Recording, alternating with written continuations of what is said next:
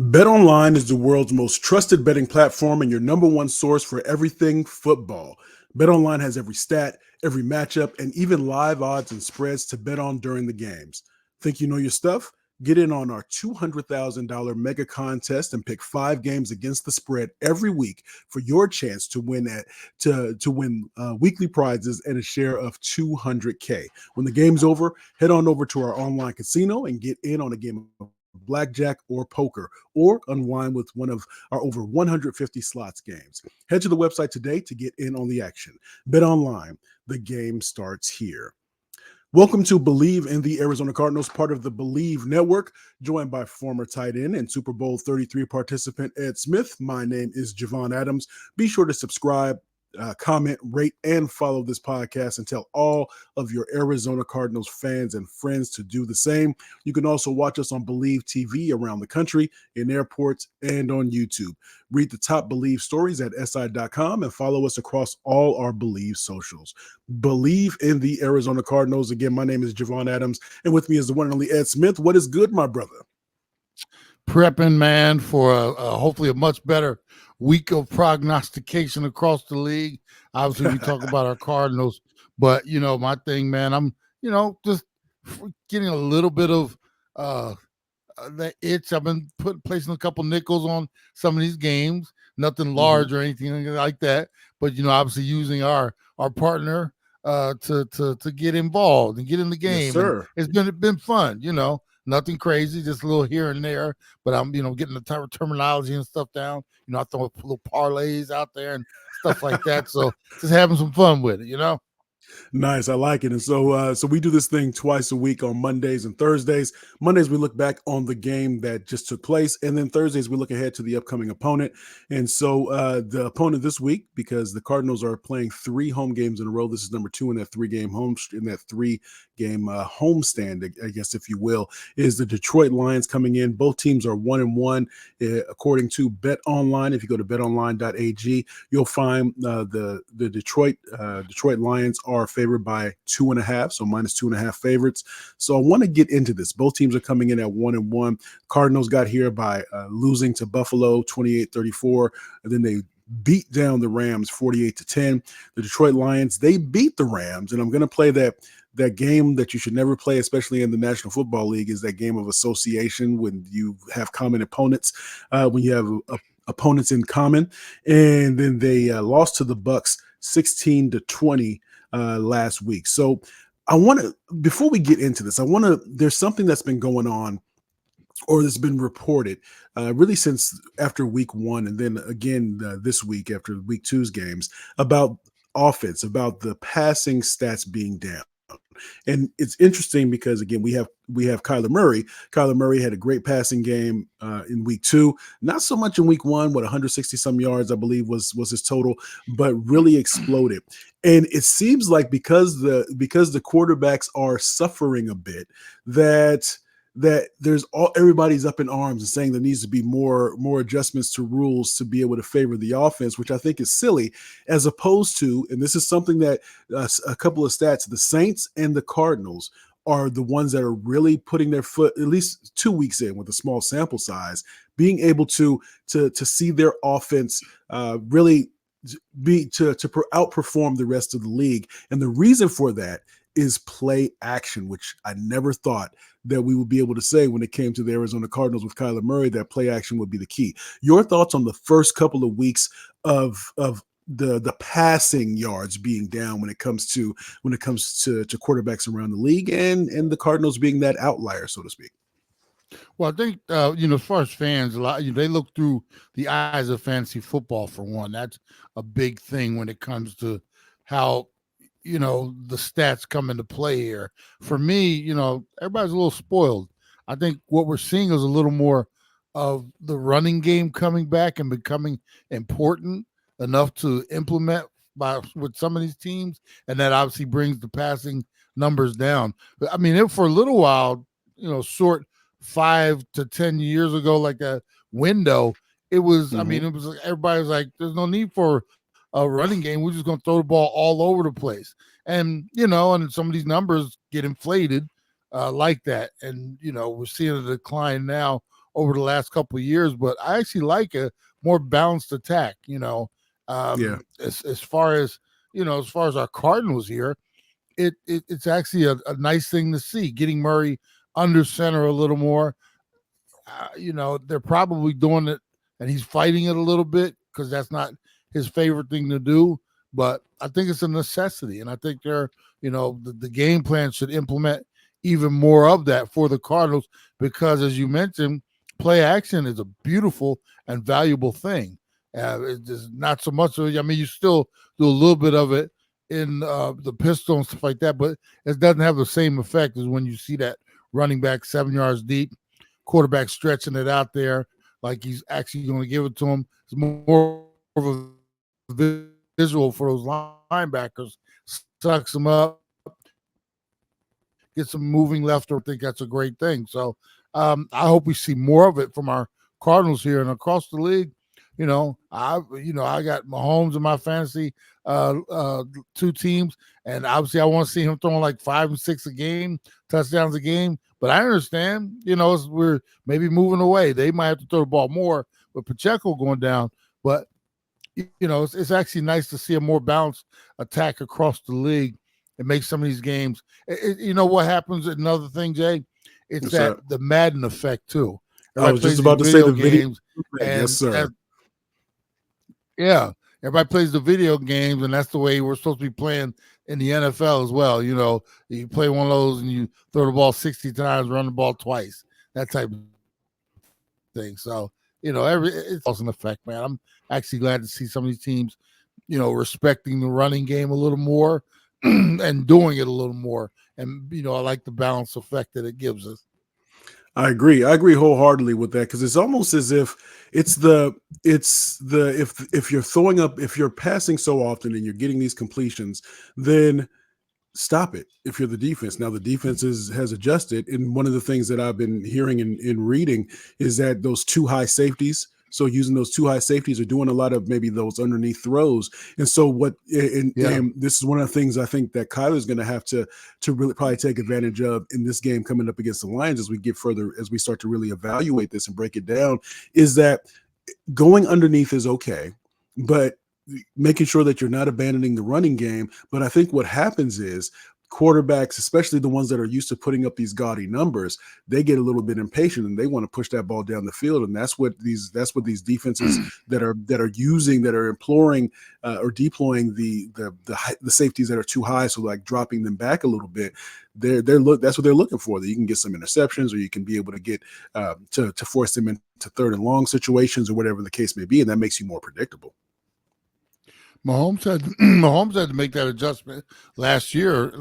They were throwing those too high safeties at him, and he had to become more patient. Here's another one for you. You got a head coach in Harbaugh over there with the Chargers. I mean, Herbert, I have him on one of my teams as a backup. I'm actually looking to get rid of him because the game plan in L.A. is going to be ground and pound, and we'll throw it every now and then. It's the exact opposite of today's philosophy, but that's what Harbaugh does. That's the nature of his offenses, and he's won that way in the professional level. At the professional level, went to college, did it again. He's back here now. But Herbert, I mean, you might look for him to throw the ball 25 times max, here. I'm not saying that's going to be like a renaissance, because most offensive coordinators, they're still, that's just not how they're going to put butter on their bread. They still love to push the ball up the field. Harbaugh's a little bit of an outlier, but we're going to see more of that from him. And then you'll see a couple copycats probably coming, down the road, especially if he has success. So is it are we going back to old school where we had running backs, toting the ball 40 times in the game? I don't think so. But, like I said, I think we will see a little more respect, put some respect on the running game, and put some respect on it. So we'll see a little bit of some old school flavor from some of these teams for sure. So let's get into it then. So I'm going to ask this question, because we're going to get into what the Cardinals, of course, have to do to win, and if they can really continue to impress. But Are the Lions vulnerable? The reason why I ask is this. So a win is a win, and you say this, it's so hard to win in the National Football League that you don't complain after you win. But what I want to ask is that overtime week 1 win that the Lions had over the Rams, that's as the Rams were being depleted. That's all, players are just falling by the wayside, just one after the other, essentially, and they barely win that game in overtime. And then last week they go in, they fall to Tampa Bay Buccaneers, and I wonder if they are vulnerable coming in because they just haven't got it to as curl quite right.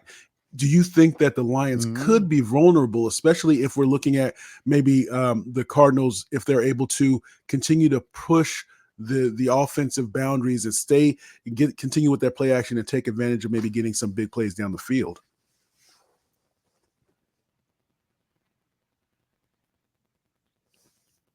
Well, all victories are not created equal, and I say that meaning both teams have obviously played the Rams so far.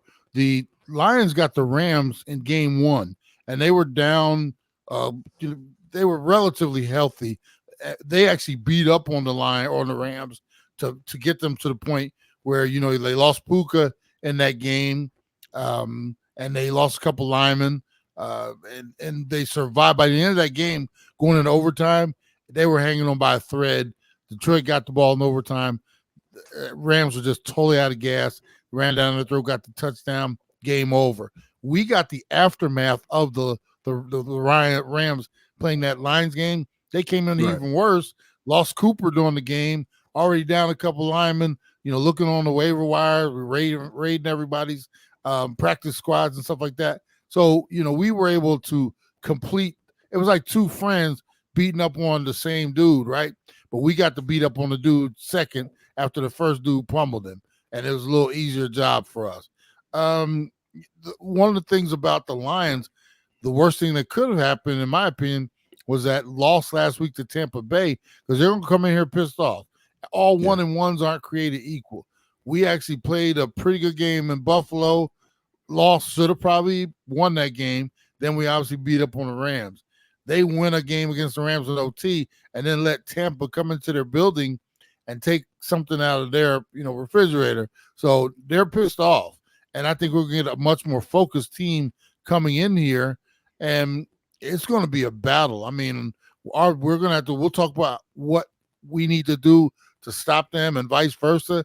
But, I mean, Campbell, I guarantee you, Dan Campbell, he's going to have them boys lit and ready to go coming in here, especially after how they let one go last week against Tampa. So it's going to be an interesting game. And it's one that the Cardinals can win. Will they? We'll see. But, I mean, I'm excited for this one. If nothing else, Jay, we're getting toward the end part. We're in the middle of September, right? And what are we always talking about? First few weeks of the season are kind of like, preseason, because we don't see anybody play. After the next week or so, because I did a podcast yesterday and everybody's asking me, the question is, so what is the identity of the Cardinals? What do they do? And I told them straight up, I don't know yet. How can you tell when Kyler played no preseason at all? We do have 2 games in, but last week's game was kind of a mirage because they, Rams were so beat up. We took advantage of it, and we didn't really have to do much after the first, half of that game. I still don't know, like, what's our main, attack? Are we a running team? Are we a passing team? What's the offensive philosophy? How many, what's the percentage of run versus pass? We really don't know yet because we haven't seen much. We're going off of 2 games. And like I said, it's still kind of preseason. We're trying to figure this all out. So this game right here is a great, like, almost litmus test in terms of we're going to get a better idea, one, how good the Cardinals are or aren't, and how they plan on attacking some of these good teams on the schedule moving forward. So that's the reason I'm really excited about this game, because I think we're going to get a clearer picture. And I'm not saying we'll have the whole picture, but at least, where are we? What are the Cardinals really, kind of moving forward, So this is a really big and a good test for them early in the season. I'm gonna throw this out there for you, and then we'll get into and then we'll kind of get into what the Cardinals need to do to maybe win this game.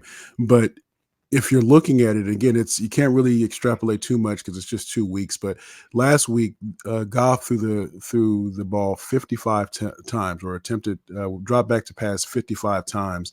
In the week one game, Goff dropped back to pass 28 times. In that week one game, they had the running game going, and that's one of those things that maybe if the Cardinals can limit if they can limit the yards on the ground, then that will make that if you make any team pretty much one dimensional, then that helps you to be better. But if that takes away play action, that takes away the running game, then the Cardinals may be able to get some pressure in Goff's face the way that they were able to do so with Stafford a bit, taking advantage of the injuries on the offensive line. As you said, they were already kind of pummeled when they came in here to State Farm Stadium.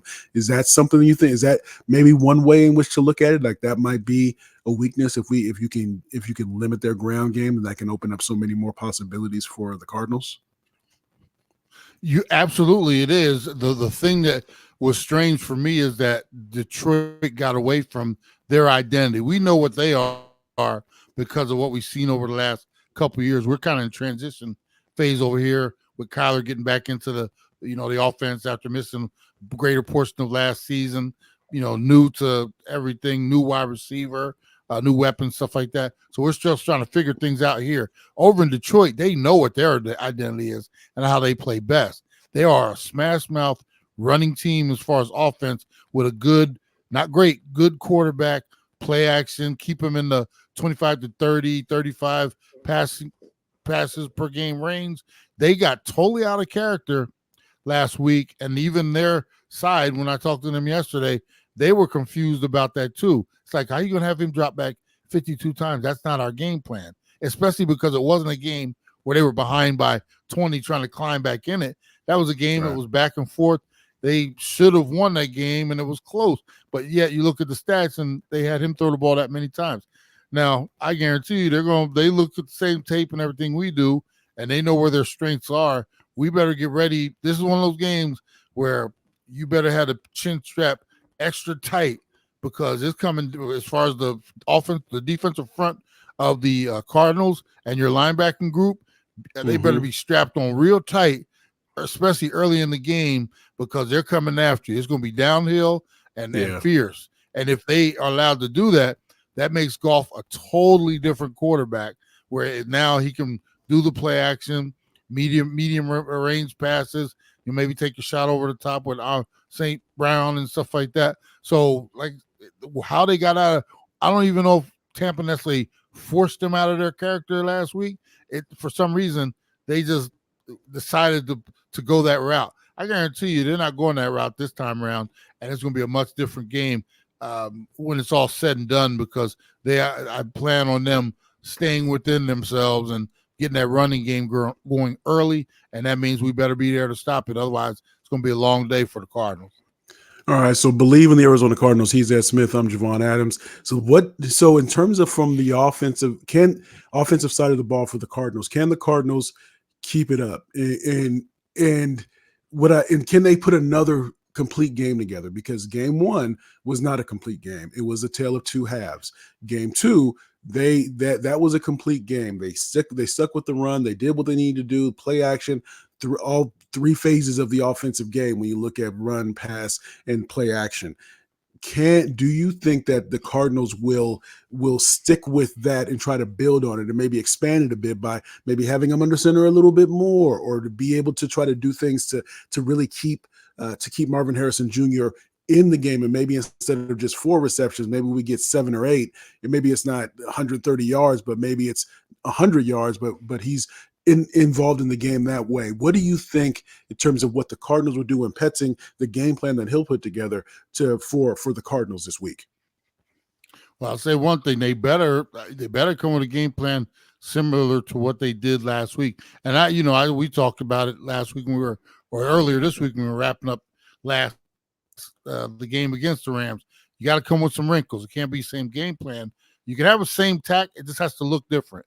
So, more motions, different formations, different packages of players with the same kind of thought process in mind. We're going to try to run as ball, you know, get Connor off early, and then we'll take our shots in the middle of the field and down the field. You know, it can't be this horizontal thing we're always talking about. So that's one. The other thing, man, you better know where Aiden Hutchinson is at all times, because that dude, I mean, he had 4.5 sacks against Stafford.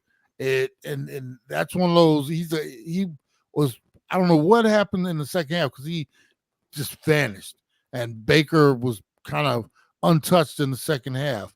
And obviously, Kyler's a different type of dude in terms of getting after him because of his speed and elusiveness. But if you allow Aiden Hutchinson to be a game wrecker, then that'll take the Cardinals totally out of their, you know, plan of attack.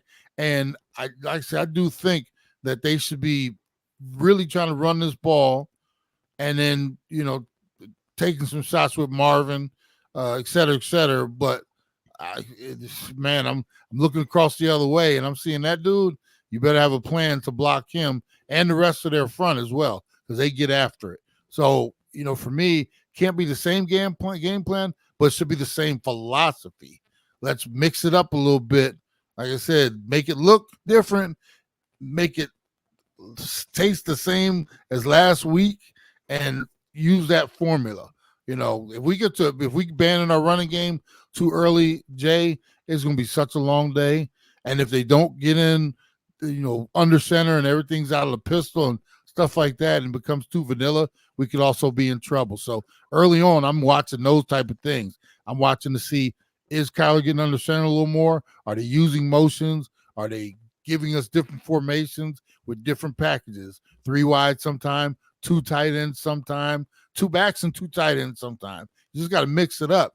Like I said, you can, like I said, there's only so many, how many times you heard me say this, Jay? There's only so many ways you can run power, but you can make it look different, like 7 different ways. You have to do that. And that goes the same for your passing routes, your trees and stuff like that. You can run crossing routes with 2 tight ends, just like you can with 2 wide receivers. You know, so we got to be more creative, be as creative, and we got to establish whatever our identity is.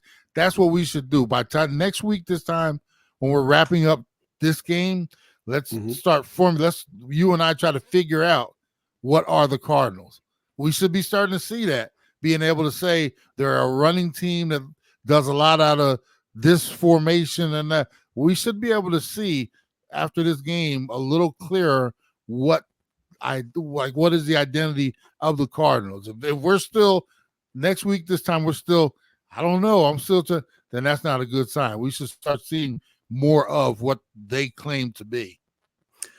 Ask you this week there are a lot of accolades, a lot of praise being thrown on the Cardinals, especially Kyler Murray and Marvin Harrison Jr.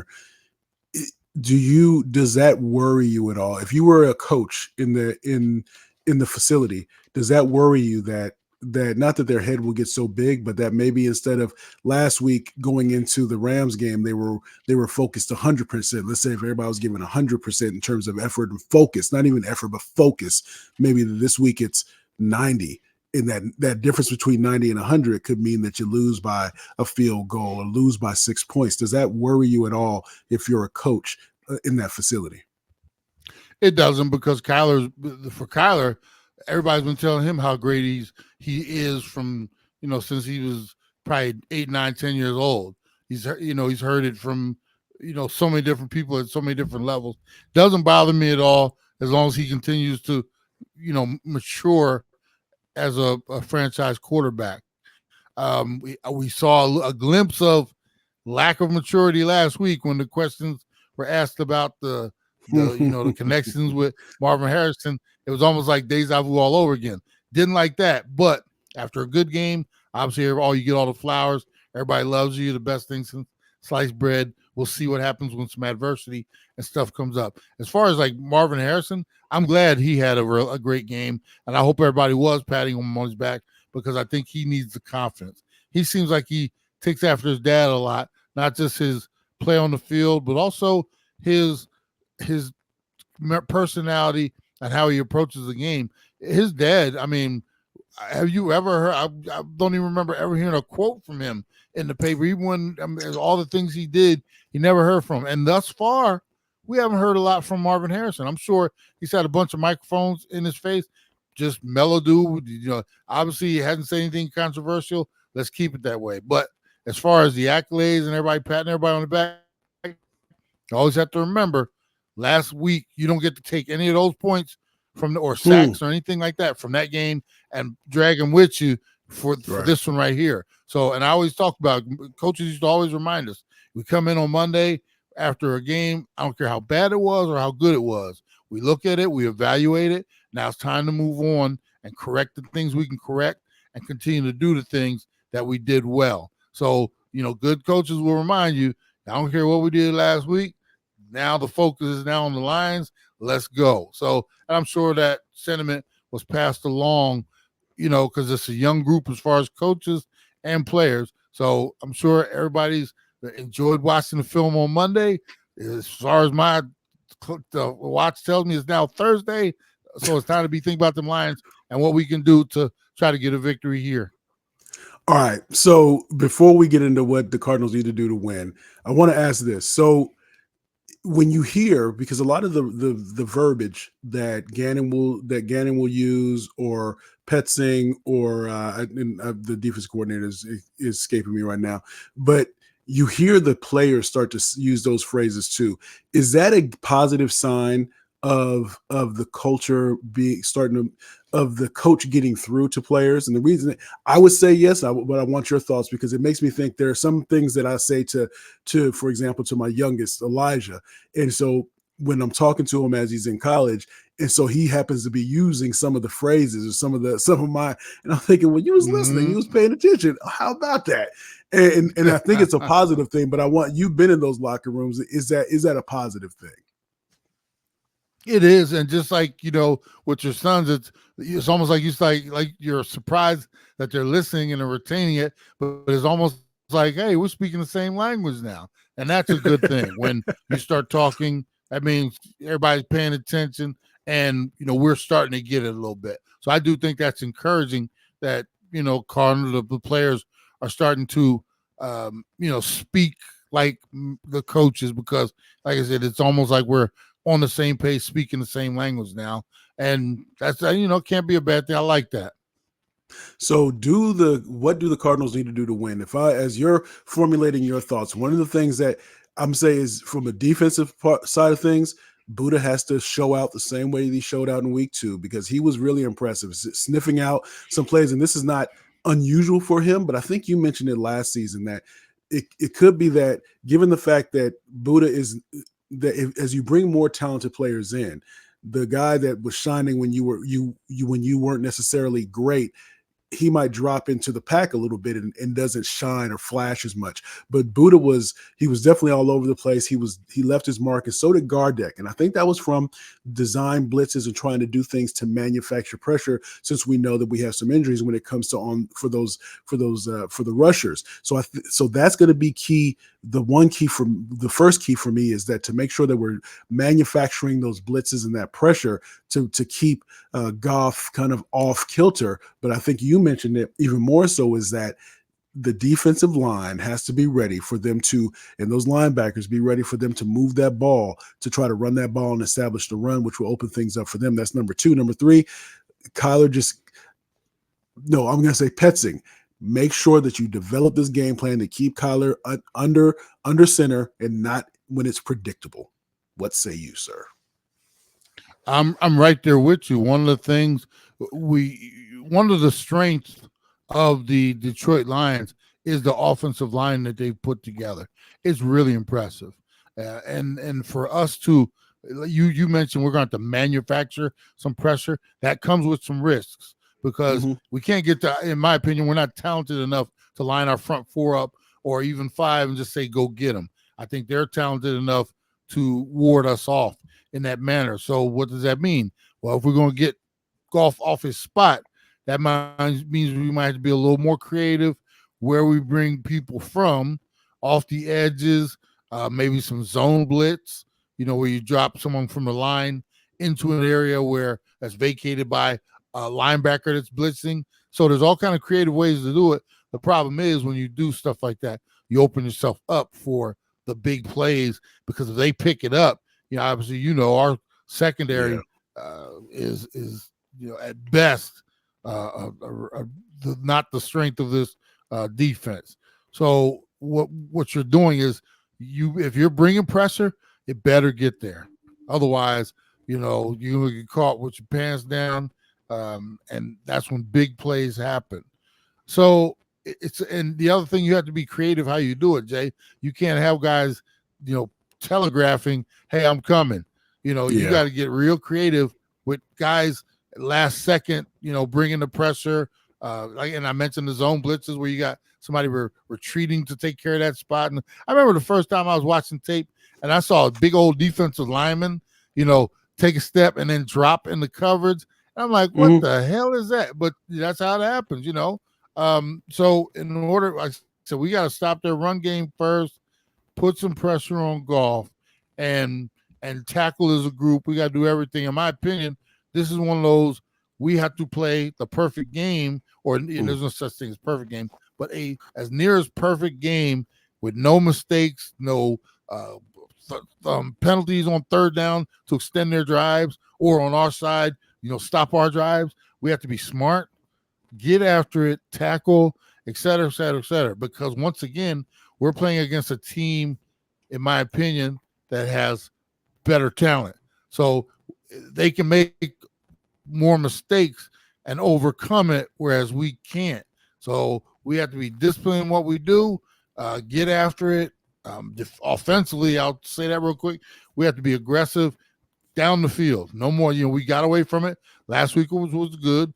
Tyler extended some plays, which is even better, but it's got to be more of a vertical attack, not horizontal. You got to get the ground game going and stay with the ground game. We can't be just dipping our toe in it. Get Connor going, get Kyler under center, downhill running, mix in a little play action. And then what I say last week, I'm going to remind you again, Jay, we have a short quarterback. So move the pocket for that young man. You saw it last week by being there at the game. Get him out there on the edges. If nothing's there, he can create with his feet. But more times than not, you're causing confusion out there. Guys don't know, do I go get him? Do I sit back? And they bring somebody up and you hit them over the top. You saw that with Marvin Harrison last week. So those are the type of plays we get. We need a couple big plays here and there, which we had last week, because too many times, man, these 10 and 12 and 15 play drives, those are not the norm anymore.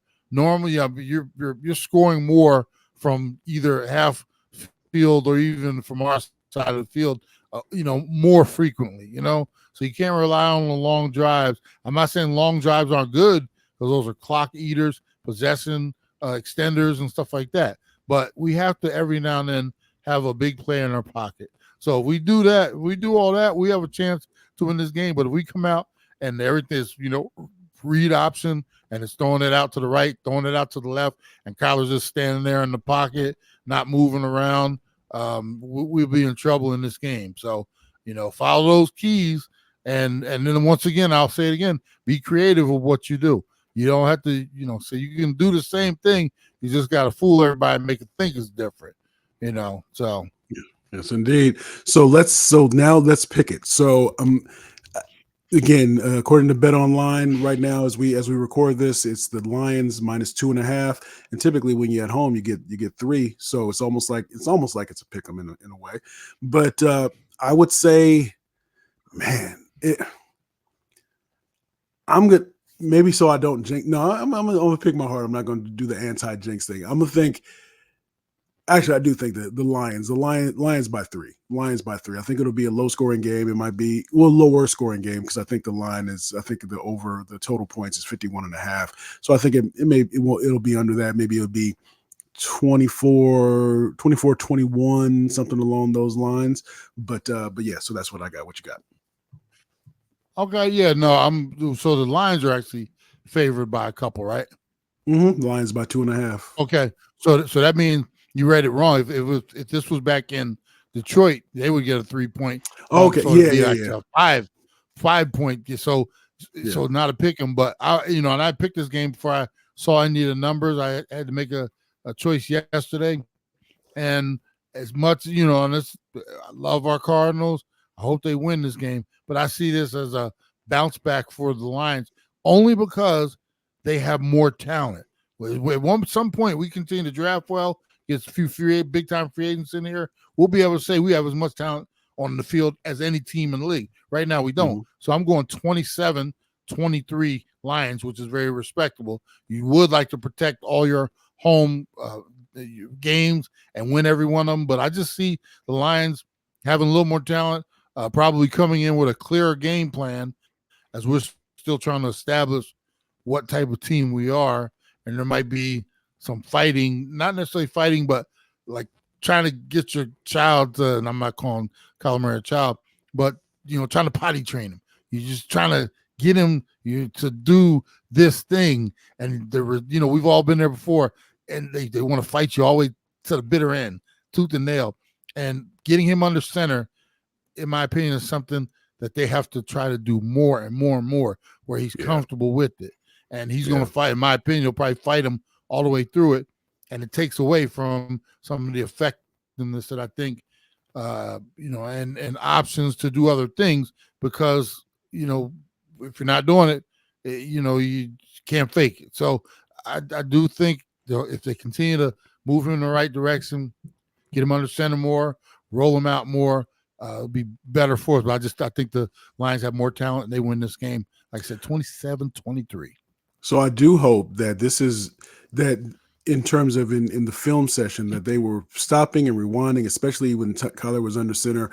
You rewind, and then there was a play action, and you saw that how it went. You saw that it was a completion. You went for a first down or whatever it was, and then again under center. And then you see that he drops back and he completes the pass. And you keep rewinding, you stop, and you rewind, you play, stop, rewind, play, to really try to ingrain in him that this is the way that we're going to get to Kyler 2.0, because the all of the accolades that he got when his second year in the league, that's great, but then that the luster came off in a big way. So this is how not only do we get that back on you, but this is how we sustain it to be able to continue to let you reach more of your full potential along the way. I'll take it a step further. It doesn't even matter whether the pass was completed or not. When I'm doing the rewinding and letting the play go in the rewinding, I'm going to say, Kyler, look what you being under center and play action does to those two linebackers right there. Or watch them flow when we went wide with play action. Watch how that made them flow, which opened up this big hole right behind them. Doesn't even have to be a completed pass. I'm saying, look what play action or you being under center, the advantage, or what our end deal was we were trying to do. Look what happened. Now, if they did complete the pass, it's even better. But I want to show him cause and effect, what we did and how it affected them, because that's the real thing. Now you want to make it where he starts to see, oh, that's why. And they preach it. They know why they do certain things. Like I said, he's just got to get to a point where he feels more and more comfortable with it, because as being a short quarterback, it's not the most comfortable thing to have your back to the defense, then have to turn and reestablish what it is when you can't see it. So I can understand. Because you know what, Jay? We have a short quarterback, and, he's trying to work through some things. On that note, we do this thing twice a week, Mondays and Thursdays. Make sure you tell a friend about what we have going on here. Mondays, we reflect on the game that was, and on Thursdays, we look on the game that's coming up. So tell a friend about what we have going on here, all your Arizona Cardinals friends and fans. And as always, we are presented by Bet Online, as we always like to say around this time. You can.